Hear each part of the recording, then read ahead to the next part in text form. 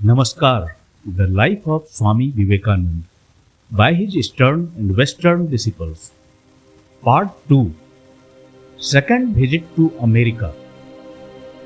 Part 2. America का दूसरा भ्रमण, भाग 2, एपिसोड 4। अप्रैल की एक शांत सुबह में जब स्वामी विवेकानंद अल्मेरा के होम ऑफ ट्रुथ में थे तो वहां का वातावरण, हरे भरे बाग, प्रकृति की शांति और सुंदरता ऐसा लग रहा था मानो स्वयं प्रकृति ने स्वामी जी को अपनी गोद में ले लिया। इस एपिसोड में हम सुनेंगे स्वामी जी उस वातावरण में इतने गहरे रम गए थे कि उनका मन और उनकी आत्मा प्रकृति से एकाकार हो गई। यह केवल बाह्य दृश्य नहीं था बल्कि अंतरतम की आध्यात्मिक अनुभूति भी थी। चारों ओर विक्टोरियन वास्तुकला की भव्यता थी, पर उनके शब्दों की सादगी में आध्यात्मिक ऊंचाई थी। नगरवासी पहले से जानते थे और इसी स्वागत के बीच राजयोग के गहरे रहस्यों पर उन्होंने व्याख्यान देना शुरू किया। उनके हास्यपूर्ण किस्सों के पीछे हमेशा एक गंभीर आध्यात्मिक धारा बहती थी। ईस्टर की संध्या के छायादार बरामदे में स्वामी जी ने त्याग और शिष्यत्व की महिमा बताते हुए कहा, यदि तुम मेरे शिष्य बनना चाहते हो और मैं कहूं कि तोप के मुख पर चले जाओ तो बिना किसी प्रश्न के तुम्हें जाना होगा। इस तीव्र समर्पण की बात पश्चिमी मन के लिए चौंकाने वाली थी। घर के भोजन कक्ष में उन्होंने चमत्कारिक संवाद किया। घंटों बोलते रहते, कोई वापस धरती पर नहीं आता था। जैसे हर श्रोता उनकी वाणी में लय में खोकर ऊंची दुनिया में उड़ान भरने लगता था। इन दिव्य प्रवचनों के बीच में स्वामी जी की आत्मा निश्चल नहीं रही। उनके पत्रों में और ध्यान मंत्र व्याख्यानों में परम की पुकार सुनाई देती थी। 18 अप्रैल के पत्र में वे लिखते हैं, कार्य सदा कठिन होता है। मेरी संपूर्ण आत्मा मां में लीन है। प्रेम, परोपकार की ऊंचाइयों से लौटकर भी दर्द मिटने को तैयार नहीं था। अंततः स्वामी जी भीतर से पुकार उठते हैं, हे शिव, हे शिव, मेरी नौका को उस पार ले चलो। फिर स्नेहपूर्वक कहते हैं, मैं आ रहा हूं प्रभु, मैं आ रहा हूं। उनके जीवन का यही सबसे तीव्र पल था जहां निर्वाण का अंतहीन सागर सामने झिलमिला रहा। मैं आ रहा हूं मां, तेरी गोद में आ रहा हूं। जहां तू ले चले वहां बहता चला जाऊंगा। प्रेम और मोह से विमुख परम शांति के लिए आत्मा की तरफ। उनके इस अंतर्नाद की पुकार में हमें भी शांति का आभास होता है। संसार की चंचलता से ऊपर उठकर निर्वाण की ओर बहती एक सरल नदी की तरह। Their final surrender to the eternal has a serene beauty, echoing the purest of spiritual longings. Swami Vivekananda की अद्भुत जीवन यात्रा का हिस्सा बनने के लिए इस भाग को अंत तक सुने। अगर आपको यह प्रयास अच्छा लगे तो कृपया लाइक, कमेंट और हमारे चैनल को सब्सक्राइब करें। जय स्वामी विवेकानंद। अप्रैल के दूसरे सप्ताह में स्वामी जी ने टर्क स्ट्रीट वाले फ्लैट में चल रही अपनी कक्षाएं समाप्त कर दी। 11 अप्रैल बुधवार को उन्होंने सैन फ्रांसिस्को छोड़कर अल्मीरा में निवास किया, जो ऑकलैंड के पास एक शांत और सुंदर कस्बा था। यहां वे 2 मई तक रहे। वे अल्मीरा होम ऑफ ट्रुथ में ठहरे जो एक भव्य विक्टोरियन शैली का भवन था, चारों ओर हरे भरे बागों और फल के वृक्षों से घिरा हुआ। अल्मीरा उनके लिए नया स्थान नहीं था। यहां आने से पहले वे कई बार व्याख्यान दे चुके थे, इसलिए नगरवासी उन्हें पहले से जानते थे। मार्च के अंतिम सप्ताह में उन्होंने श्रीमती जॉर्ज एच पेडी के निवास पर राजयोग पर एक व्याख्यान दिया था, एक ऐसी महिला मंडली के सामने जिसका उद्देश्य था जीवन जीने की कला सीखना और उसे मानवता की सेवा में लगाना। हालांकि स्वामी जी ने वहां 3 व्याख्यानों की योजना बनाई थी, पर यह निश्चित नहीं कि उन्होंने तीनों व्याख्यान दिए या नहीं। पहले व्याख्यान का शीर्षक था mind, it's power and possibilities. इसके अतिरिक्त उन्होंने अल्मीरा के ट्रकर हॉल में 4, 6 और 11 अप्रैल को 3 रात्रि व्याख्यान दिए। पहला, धर्म के विकास पर परिवेश का प्रभाव। दूसरा, ईश्वर कल्पना का निर्माण। तीसरा, मनुष्य का अंतिम लक्ष्य। अल्मीरा में उनके निवास के दौरान स्वामी जी ने 13, 16 और 18 अप्रैल को ट्रकर हॉल में ही राजयोग पर 3 और व्याख्यान दिए। पहली श्रृंखला में उन्होंने जिस दार्शनिक पृष्ठभूमि को रखा था, अब दूसरी श्रृंखला में उन्होंने राजयोग के व्यावहारिक पक्ष को समझाया। लॉस एंजल्स और सैन फ्रांसिस्को की तरह यहां भी उन्होंने जोर दिया विचारों के उतार चढ़ाव को नियंत्रित करने की कला पर, ताकि अंतर की शुद्ध सत्ता प्रकट हो सके। इस श्रृंखला के 3 विषय थे राजयोग, एकाग्रता और श्वास का अभ्यास, धर्म की साधना। इसी सप्ताह स्वामी जी ने अल्मीरा होम ऑफ ट्रुथ में भी 2 विशेष व्याख्यान दिए।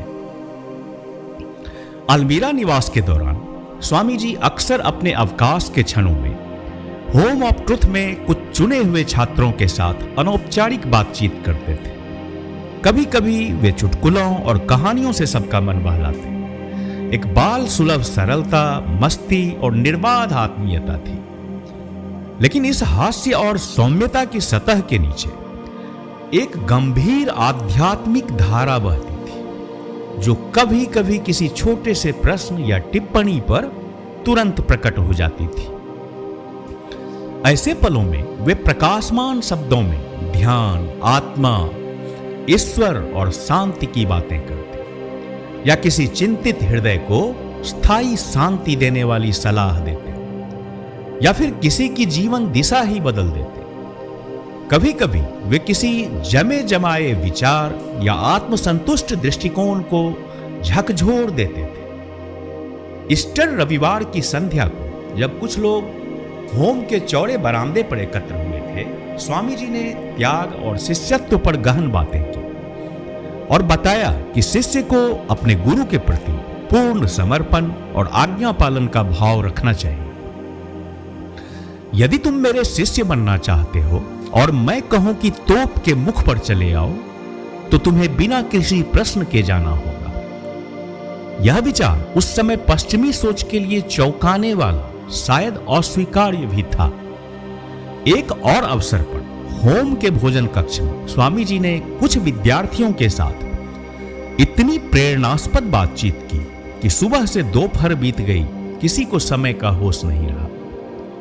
वे एक जीवंत आध्यात्मिक लोक में सबको लेकर चले गए, जहां कोई हिला तक नहीं। सभी मंत्रमुग्ध हो गए थे। होम ऑफ ट्रुथ के एक सदस्य ने स्मरण किया, घंटों स्वामी जी बोलते रहते, कोई भी उन्हें बीच में टोकने का साहस नहीं करता था। सब सांस रोके सुनते रहते, जैसे कोई ऊंची दुनिया में उड़ रहे हो। उनकी वाणी में ऐसा प्रभाव होता कि जब तक वे चुप ना हो जाएं, कोई वापस धरती पर नहीं आता था। अल्मीरा में अपने प्रवास के दौरान ऐसा लगता है जैसे स्वामी जी किसी ऊंचे दिव्य लोक में जी रहे थे, और जितना अधिक वे कार्य करते, उतनी ही उनकी आत्मा ऊंचाई पर पहुंचती।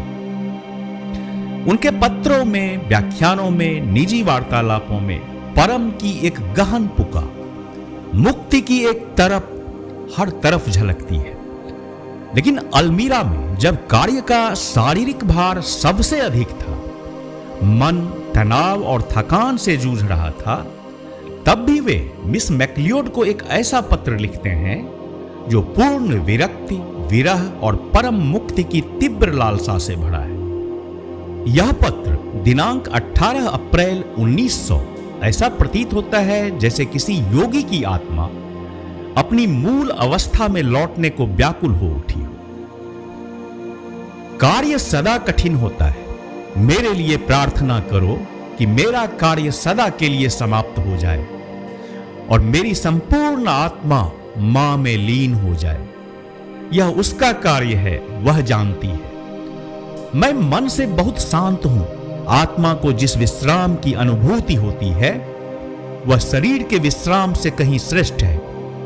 युद्ध अब समाप्त हो चुका है, हार जीत भी हो गई। मैंने अपना सामान समेट लिया है और अब मुक्तिदाता की प्रतीक्षा कर रहा हूं।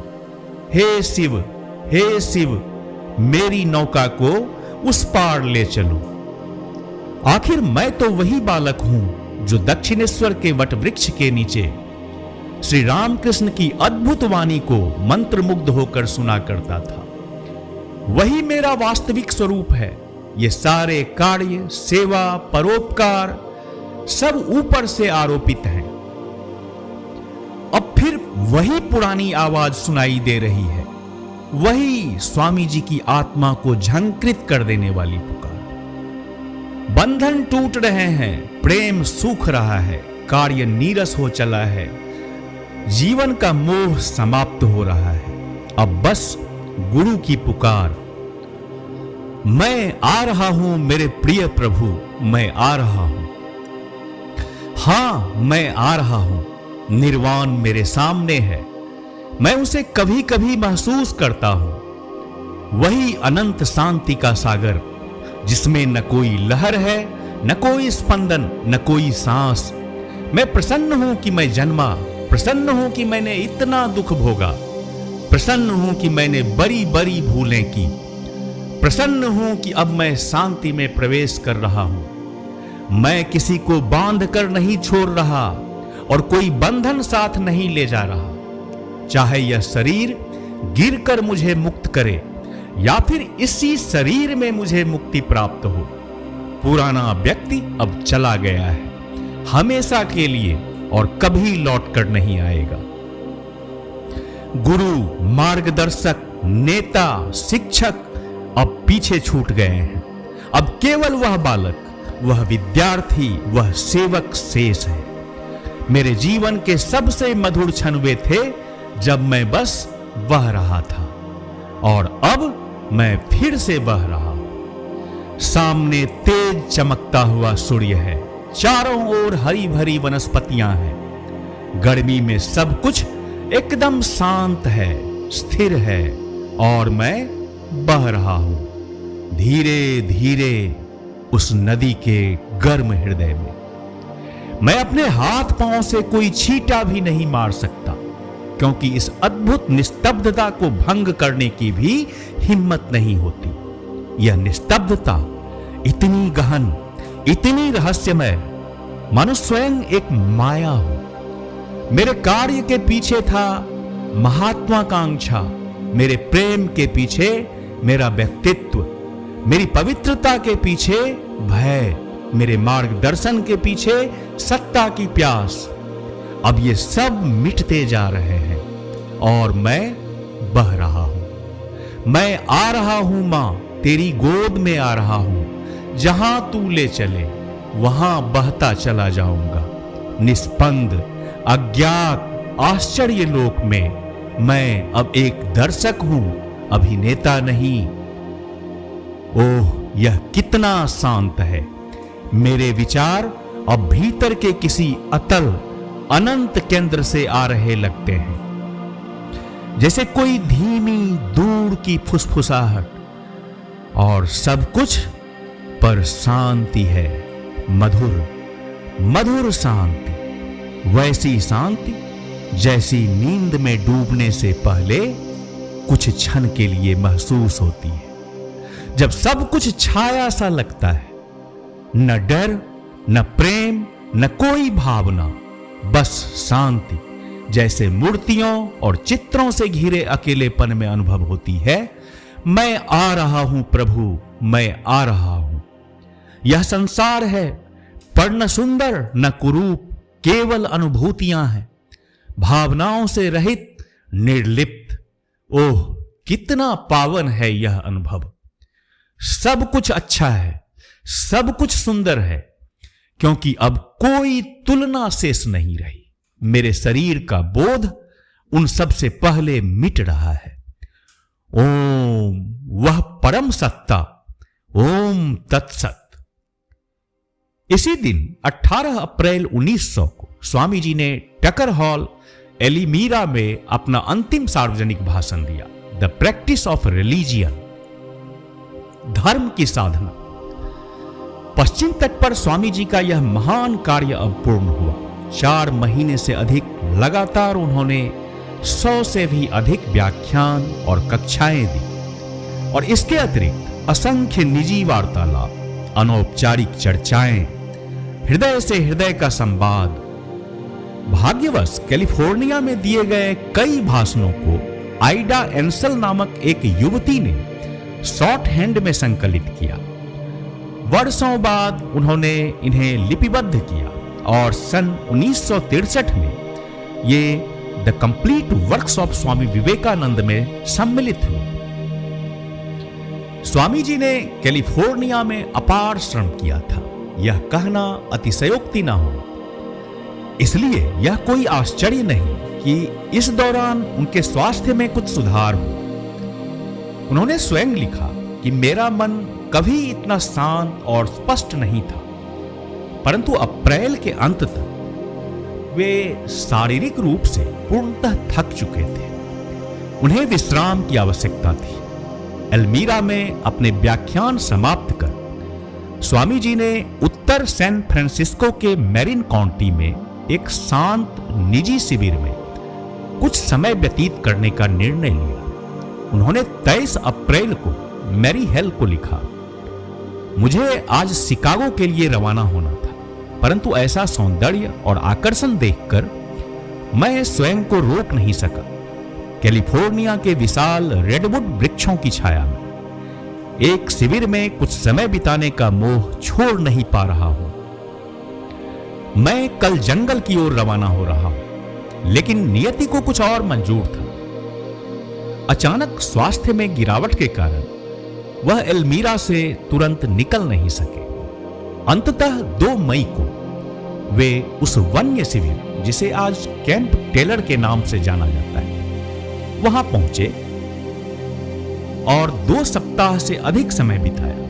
यह स्थान शांति, सौंदर्य और प्रकृति के सानिध्य से परिपूर्ण था।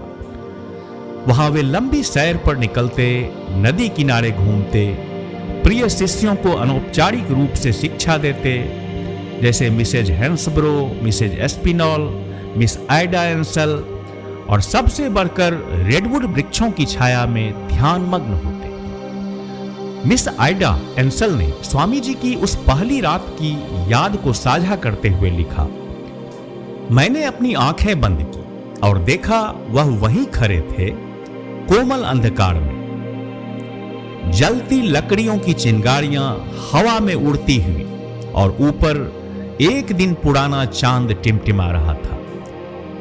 स्वामी जी एक लंबे व्याख्यान काल के बाद थके तो थे, पर संतुष्ट थे, शांत और प्रसन्न।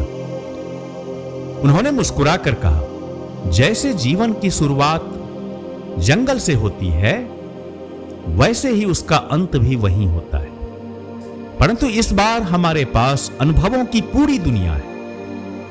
मैंने देखा वह वहीं खड़े थे, कोमल अंधकार में, जलती लकड़ियों की चिंगारियां हवा में उड़ती हुई और ऊपर एक दिन पुराना चांद टिमटिमा रहा था। स्वामी जी एक लंबे व्याख्यान काल के बाद थके तो थे, पर संतुष्ट थे, शांत और प्रसन्न। उन्होंने मुस्कुराकर कहा, जैसे जीवन की शुरुआत जंगल से होती है, वैसे ही उसका अंत भी वहीं होता है। परंतु इस बार हमारे पास अनुभवों की पूरी दुनिया है। बाद में थोड़ी सी बातचीत के बाद जब हम ध्यान की तैयारी में थे तो उन्होंने कहा, तुम किसी पर भी ध्यान कर सकते हो, लेकिन मैं आज एक शेर के हृदय पर ध्यान करूंगा, वही बल देता है। और फिर जो ध्यान हुआ उसकी शक्ति, आनंद और शांति को कभी भी शब्दों में बयान नहीं किया जा सकता। कहा जाता है कि अमेरिका के एक छोटे से नगर में किसी नदी के किनारे स्वामी जी का सामना कुछ युवकों से हुआ जो पुल से एक छोटे झरने में बहती अंडों की खाली खोलों को निशाना बना रहे थे। वे खोल एक धागे से जुड़े थे और उसके सिरे पर एक छोटा पत्थर था जो उन्हें बहने से रोकता था। स्वामी जी मुस्कुराते हुए उनकी असफलता को देख रहे थे।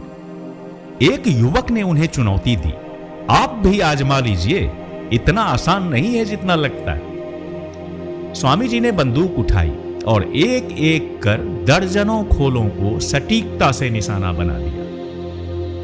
चकित रह गए वो युवक। लगा जैसे स्वामी जी कोई अनुभवी निशानेबाज हो। लेकिन स्वामी जी ने मुस्कुराकर कहा, मैंने इससे पहले कभी बंदूक नहीं चलाई। इसका रहस्य सिर्फ एक है, मन की एकाग्रता। क्या यह प्रसंग कैंप टेलर में घटा हो सकता है, जहां सचमुच एक पुल था और उसके नीचे बहता हुआ एक शांत झरना? उठो, डटकर खड़े हो जाओ, एक भी कदम पीछे मत हटो। बस यही विचार है। चाहे तारे अपनी कक्षा से गिर जाएं, चाहे पूरा संसार हमारे विरुद्ध हो, तब भी लड़ो। मृत्यु तो केवल वस्त्र बदलने का नाम है, इसमें भय कैसा? डर कर पीछे हटने से क्या मिला? भारत की जनता 60 करोड़ देवताओं को पुकारती है, फिर भी कुत्तों की तरह मरती है। कहां है ये देवता? देवता तब आते हैं जब तुम स्वयं सफल हो जाते हो, इससे पहले नहीं। इस मन के सामने घुटने टेकना, अंधविश्वास के आगे बिक जाना, यह तेरे जैसी अमर आत्मा को शोभा नहीं देता। तू अनंत है, जन्म मरण से परे है, फिर क्यों दास्ता स्वीकार करता है? उठो, जागो और तब तक मत रुको जब तक लक्ष्य प्राप्त ना हो। मरना पड़े तो डट कर मरो, लेकिन गुलामी में मत जियो। कोई नहीं है जो तेरी सहायता कर सके। तू ही पूरा संसार है, फिर कौन तुझे सहायता देगा? जय स्वामी विवेकानंद।